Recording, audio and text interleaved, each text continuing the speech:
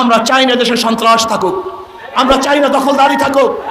আমি সবাইকে বলবো, যেখানে যেই গুন্ডা, যেখানে যে চাঁদাবাজ গুন্ডামি করার জন্য, চাঁদা নেওয়ার জন্য যাবে, ওকে খাম্বায় বেঁধে রাখবেন। সবাই খাম্বায় বেঁধে রাখবেন, আমাদেরকে খবর দিবেন। আশেপাশে মাদ্রাসা থাকলে মাদ্রাসার ছাত্রদেরকে বলবেন, যেখানে চাঁদাবাজ চলে আসছে, আমি মাদ্রাসার ছাত্রদেরকে বলবো, বাঁশের লাঠি দিয়ে ওদের ঠ্যাঙ্গে খুলে ফেলবো। বাংলাদেশের কোনো চাঁদাবাজ দেখতে চাই না, কোনো চাঁদাবাজ বাংলাদেশে থাকবে না। দেশের এই পর্যায়ে দেশ এবং জাতির উদ্দেশ্যে, গাজীপুরবাসীর উদ্দেশ্যে অত্যন্ত গুরুত্বপূর্ণ ভাষণ উপস্থাপন করবেন ইসলামী আন্দোলন বাংলাদেশের কেন্দ্রীয় সিনিয়র নায়েবে আমির, এদেশের লক্ষ কোটি শ্রমিক, যুবক, ছাত্রের হৃদয়ের স্পন্দন, দুর্নীতি এবং বৈষম্যের বিরুদ্ধে প্রচন্ড দ্রোহ, বিগত স্বৈরাচার প্রধান আন্দোলনের অন্যতম সিপাহসালার আপুসীন মজলুম জনতা শাহেখে চরমনাই মুফতি সৈয়দ মোহাম্মদ ফয়জুল করিম কাসেমী। আসসালামু আলাইকুম ওয়া রাহমাতুল্লাহি ওয়া বারাকাতুহু।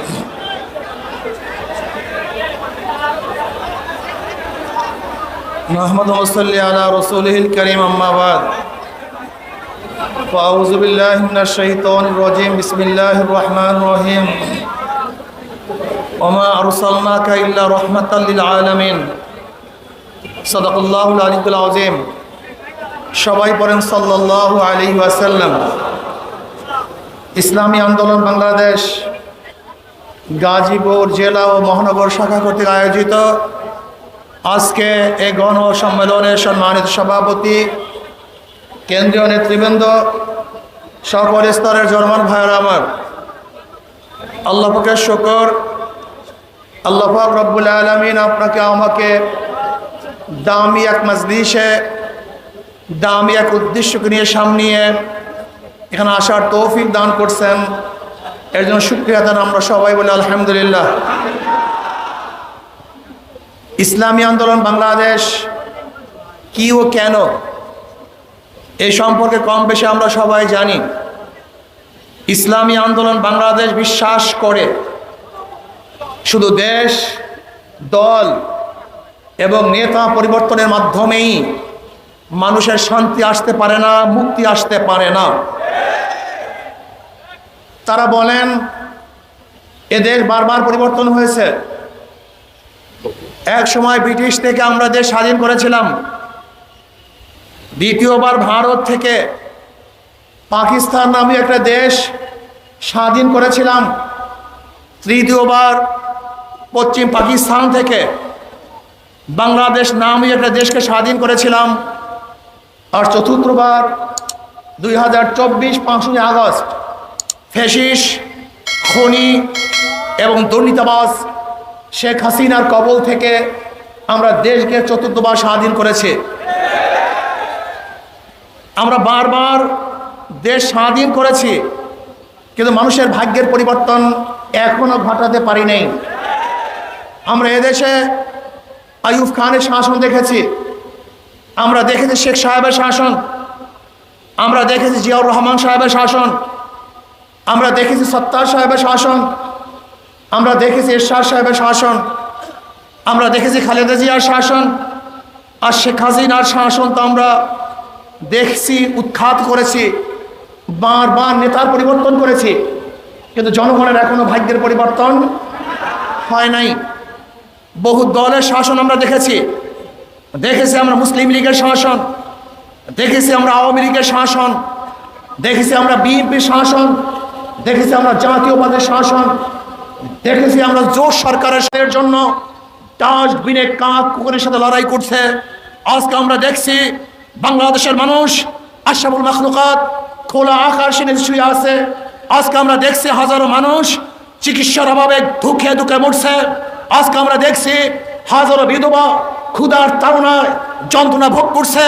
আজকে আমরা দেখছি হাজারো মিসকিন, হাজারো এতিম, হাজারো শিশু তারা ক্ষুধার্ত অবস্থায় ঘুমাচ্ছে, হাজারো মানুষ শান্তি নাই, মুক্তি নাই, তাদের পেটে খাদ্য নাই, তাদের শরীরের মধ্যে বস্ত্র নাই, তাদের উপরে কোনো ছায়া নাই, তারা আজকে শিক্ষিত হতে পারছে না।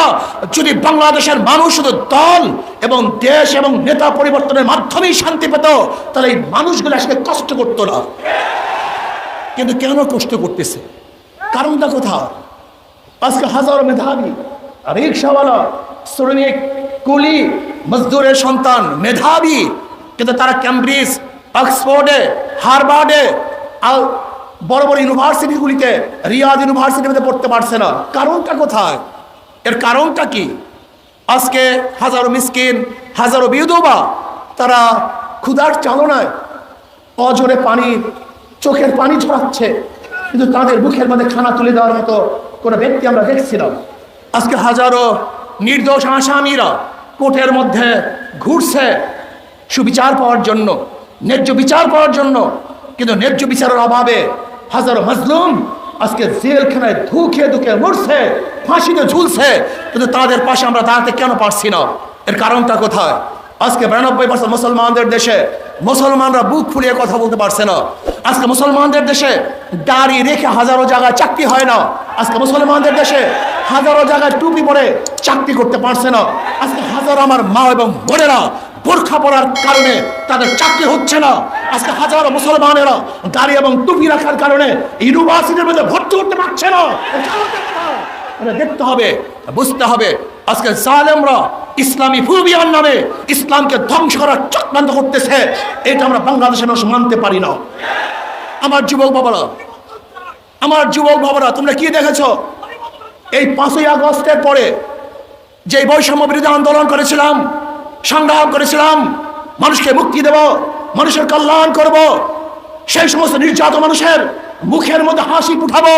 যারা ক্ষুধার্ত তাদের ক্ষুধা নিবারণ করব, যারা বস্ত্রহীন তাদের বস্ত্রের ব্যবস্থা করব, যারা গৃহহীন তাদেরকে গৃহের ব্যবস্থা করব, যারা অসুস্থ অবস্থায় চিকিৎসাবিহীন ধুকে ধুকে মরছে তাদের সুচিকিৎসার ব্যবস্থা করব। কিন্তু আমরা কি দেখলাম?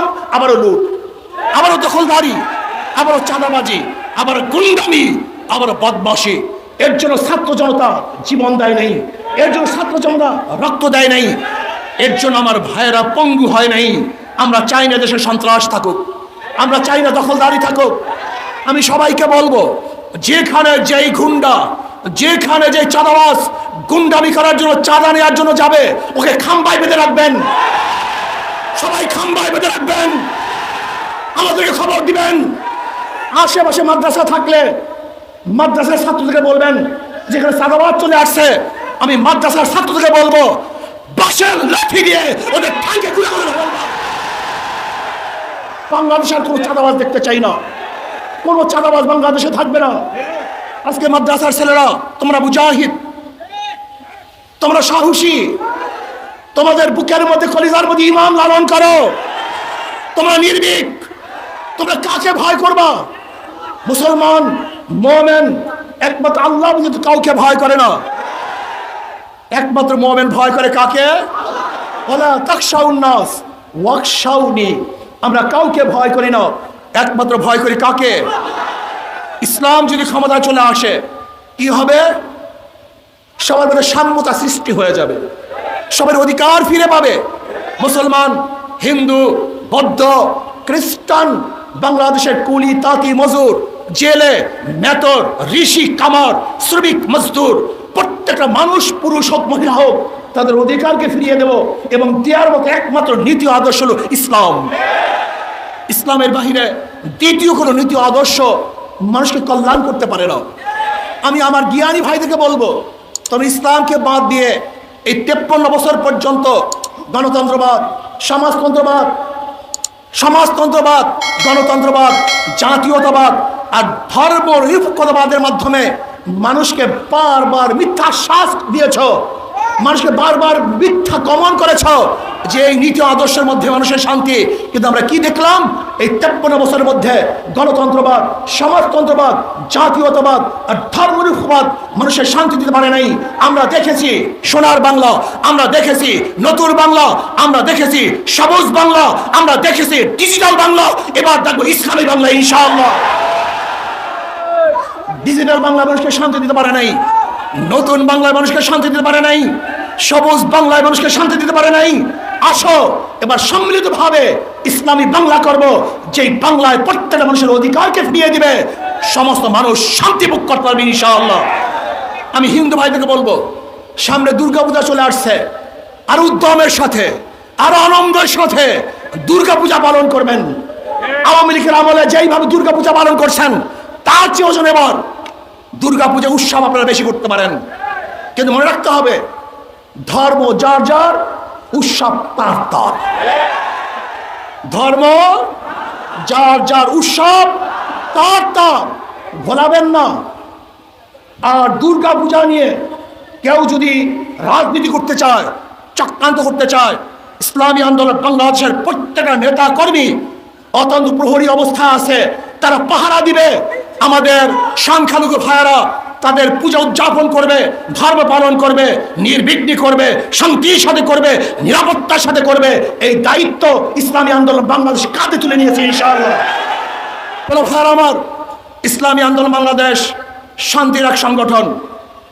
অনেক মানুষই আছেন ভদ্র, যোগ্যতা সম্পন্ন, জ্ঞানী, গুণী, কিন্তু তারা রাজনীতিতে আসে না কেন? ঘুণে ধরা রাজনীতি, পচা রাজনীতি, নষ্ট রাজনীতি তারা আসতে চায় না। আমি ওই সমস্ত ভদ্র ভাইদেরকে বলবো, আপনি যদি লুকিয়ে থাকেন, এখানে না আসেন, তাই লুচ্চা এবং গুন্ডা বদমাশেরা এই জায়গাকে দখল করে নেবে। এজন্য আসুন, যারা ভালো, ভদ্র, জ্ঞানী, আপনারা এই ময়দানে আসলে কোনো বদমাশরা এখানে থাকতে পারবে না, পালাতে বাধ্য হবে ইনশাআল্লাহ। এই জন্য সবাইকে অনুরোধ করবো, আসুন ভদ্র মানুষগুলি, যারা হিরুক তুল্য, মানিক তুল্য, মুক্তা তুল্য, আর নাসু মাআদিনু কামাআদিন যাহাবি ওয়াল ফিদ্দা, খিয়ারুন ফিল জাহিরাতে খিয়ারুন ফিল ইসলাম ইযা ফাকিহু, যারা বিশাল বিশাল জ্ঞানের ভান্ডার নিয়ে বসে আছেন, আদর্শ নিয়ে বসে আছেন। আমরা চাই ইসলামী আন্দোলনের পতাকা ঐক্যবদ্ধ হয়ে একসাথে এই দেশটাকে গড়ব, এই জাতিকে গড়ব। ইসলাম, দেশ এবং মানবতার জন্যই ইসলামী আন্দোলন বাংলাদেশ রাজনীতি করে। এই ছায়াতলে সবাইকে ঐক্যবদ্ধভাবে আসার অনুরোধ রেখে জালেম মুক্ত এক দেশ গড়ার জন্য, যেখানে থাকবে না কোনো বৈষম্য, সেই বৈষম্যহীন এক দেশ গড়ার জন্য আপনাদের সবাইকে দাওয়াত রেখে, উদাত্ত আহ্বান রেখে আজকের বক্তৃতা এখানেই শেষ করছি। আল্লাহ হাফেজ।